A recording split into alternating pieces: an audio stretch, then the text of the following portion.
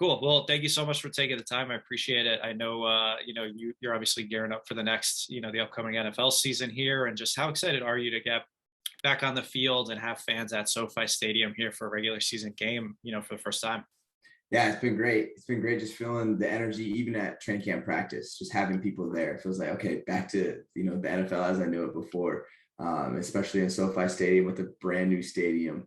That's a piece of art in itself, just the campus that the stadium sits on and then the stadium itself. It's the first time, my mom's been to a game in a while, so she's pretty excited just having the fam out there. But yeah, it feels like, okay, we have somewhat of a normal season coming as far as preseason and how it's been starting out. So I'm really looking forward to just the opportunity, and I'm looking forward to see these young guys continue to have a chance to compete, where last year they didn't have preseason games, right? So there was really that opportunity to prove yourself. So it's been good. It's been good that everything's going back to normal as far as now. Hopefully, fingers crossed, we can sustain this throughout the season. I was gonna say, yeah, knock on wood, no other issues. We can just keep going on with NFL Right. and life as normal. So we'll have to see. You talk about the fans and having them there live in person, and you're going to be working directly, and closer with the fans here through a season-long partnership with Yahoo Sports as a fantasy football analyst. As if you didn't have enough on your plate this season, Ekelers Edge is going to broadcast every Wednesday throughout the season, beginning September 8th. So tell me, how did this partnership come about, and how excited are you to flex your analyst fantasy football muscles here? Right.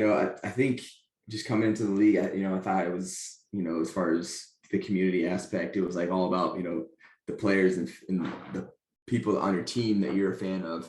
And it wasn't until probably after my second year when I kept getting DMs, people saying, "Hey, thanks for scoring your fantasy points," where I really started to get some light from, people like that are real fans, and like tons of fans that play fantasy football. And I didn't realize the magnitude of actually the fantasy football community until about, like, after my third year, when I had like probably my best year so far as fantasy points, and people just coming out and like people recognize me because of their fantasy team. And then I started looking into it a little bit more and started realizing that there's a whole community out here that's massive. It's like, I'm very passionate about connecting with my community, as far as whether it's through my Twitch streams, whether it's through my foundation, Gridiron Game Group, stuff like that. I'd like to give back, right? Give back because it's the community that's made the platform so big. Talking about the NFL platform, it allowed me to have the lifestyle that I live today. And it's like my way of saying thank you. And so I owe a lot of that platform, the size of it, to the fantasy football people too. So I wanted to give love to the fantasy football people as well. And so through Yahoo Sports, we're able to finally create some type of content where we can interact and answer questions for people, and then also give my insight on what I think about, where you should draft me in your fantasy. I love it. I love it. And we're first round, of course, right? Absolutely. I'm taking me first overall. For myself, I bet on myself all day. If you don't bet on yourself, then you got some different things going on internally, right? Like, that's just the mindset. Like, I'm going to go out there and score as many points as I can, right? I can control that directly. Of course. You mentioned giving back to the fans and that direct connection to them. And how important is that we're seeing more and more athletes, and you obviously through this partnership with Yahoo, that are connecting directly to fans, and it isn't through a brand or through a league or something like that you have this direct contact, and just how empowering is it for you as a professional athlete to have that, closer and direct relationship with the fans? Yeah. I think, just over the years of just me developing, just becoming more of a mature person, I just see the value in just giving back to people and people helping people, right? In a system as far as like what we've set up for America doesn't really help you as much. It gives you tools, but it's up for us to use these tools. And so it's like, I'm in a position where I have an abundance of resources. Okay, how can I help other people that might not have abundance, or maybe just people that just want to connect and say hello and just give them some type of satisfaction, because that gives me satisfaction in the end too. So it's a win-win situation. Like, me helping people obviously helps them, but also makes me feel like, like I'm doing something for my community. I'm using this platform and taking advantage of it and helping other people have more opportunities or have better entertainment and just feel more fulfilled. And to me, that's what life's about. It's about, hey, how can we all help each other? And so that's where really my passion for connecting with the community has come from. And, using fantasy football, using NFL, and trying to create other platforms as well to help and just get out in the community, especially in a time where, we can't really do in-person, events. I think it's very crucial right now, because I think it's like there's a need for that. And usually we get that or at least some of it during the off season, as far as doing meet and greets, as far as doing signings, things like that, where like the super fans can come out and actually like get that connection. So it's like, how can we, in a COVID related world, still connect with our fans and show them that, hey guys, we love you guys and we really appreciate all the support you give us. Yeah, I was going to say, I think now it's more important than ever, just with everyone kind of being home, not being able to do a lot of in-person stuff like that, that you still Right. have, that connectivity to one another, even if it is something like a Zoom or a Twitch or something like that virtually. Right. Yeah, of course. Absolutely. We talked a little earlier about fantasy football and how you kind of got more involved in it, and just how important is it for not only yourself, but the Chargers, but the NFL as a whole, that like, I personally think fantasy football is great for just overall awareness and fan engagement. So I'm just curious about your thoughts about it, how, Yeah. it really helps the NFL. It's great. It's great because people they're not Charger fans. They might be Austin Ekeler fans through fantasy football, right? They're fans of specific players, right? And it's usually correlated to how many fantasy points they're scoring. So, you got to go out there and do your thing as a player. But once you get to that point where you're actually providing, it's like, it takes the helmet off of you basically, right? Like, with the biggest problem for marketing as far as us as players, we have all this gear on. People don't know what we look like, as opposed to basketball. There's 5 people on the court for each team, so there's not as many people. So it's easy to market those people. They can have bigger following because they really, stand out as far as, oh yeah, I've seen you on TV, I've seen you on this. But for us, all this gear, there's 22 people in the field. You're just like, numbers, like, oh, that's number 30. But fantasy kind of takes that away, right? It's like, hey, this is Austin Ekeler. You see me smiling there on your fantasy team. I'm directly scoring points for you. So you're directly watching me on the Chargers play. And it just allows people to get awareness of different teams, different situations that teams are in, because you have to do your research. Like, this guy's a good receiver, but does he have a good quarterback that can throw him the ball? So it just allows people to have a more direct impact as far as what they're trying to look for in the NFL, right? That they might not have it if they were just a fan just watching on TV.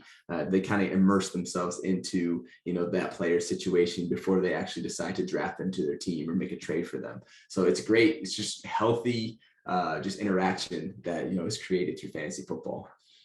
Yeah, of course. I love it. I've been in a league with my family since 2003, and Nice. I'm afraid to even admit this. I've never won. So Never won. maybe this year, I know, as a sports journalist, like, I'm almost embarrassed. I feel I should hand over my credential or something, but I've never won. I've won other leagues, just not with my family league, and they never let me live it down. So who knows? Maybe this year's the year, or I'll just have to stop playing. I don't know. No, don't stop playing. Just keep trying. You gotta switch up the strategy. Yeah, right. I know. You mentioned doing your research and just taking the time and everything like that. So talk about how you're going to be able to, or how you have to do that, for this partnership. I know you do that on the field in terms of game planning for who you're going to play on every Sunday, but what about for Ekelers Edge and everything else you're doing with Yahoo? Like, what's kind of the learning curve there, and how do you take the success you have on the field and translate it to, a means like this where you're talking about other players and opposing players? Yeah, and when it comes to Ekelers Edge, really excited about the partnership with Yahoo. But it's not going to be me directly diagnosing whether I think you should start this person or not. Like, that's not for me to say. For me, it's going to be more of an outlook on, let's look at the situation. Let's look at the situation. I'm not making any decisions. Like, it's not for me to say, oh, this guy is good, this guy's bad, right? I'm a player in this league. I wouldn't want people talking to me about me like that, right? So that's not what I'm here to do. I'm here to just see, this is what I think about the situation. Whether, like we just talked about, like, you have a good receiver, but your quarterback might be struggling. The completions might be down. It's like, okay, you know what? The productivity might not be as good as, maybe a receiver over here who's maybe not good as talent, but has a better quarterback who's actually throwing the ball, and they're throwing the ball this percentage of time. So it's really a diagnosis as far as just like, hey, how are we looking at this situation? Mainly it's going to be a lot about just my insight as far as just being a player in the league and kind of just diagnosing, like, coach talk, like what we see from different coaches talking about their players, and kind of just what I would perceive that as from inside the locker room, someone who's in the actual sport. And just fun little segments like that, whereas you're getting some type of content from maybe a guy that you have on your fantasy football team talking about fantasy. Yeah, so it's not necessarily your stardom situm. It's like you said, it's more analytical, right, almost color commentary type. And there'll be some of that because I have my own fantasy team for sure. But as far as like diving into people's situations, it'll be from a top level surface, really.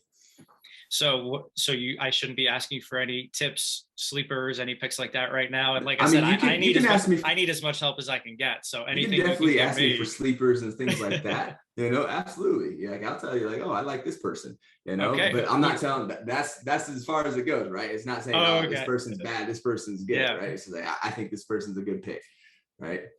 No, of course, yeah, and you don't want to make it awkward on the field if someone's going to come up, they tackle you, and you're like, "You shouldn't have said this about me." Last week's episode.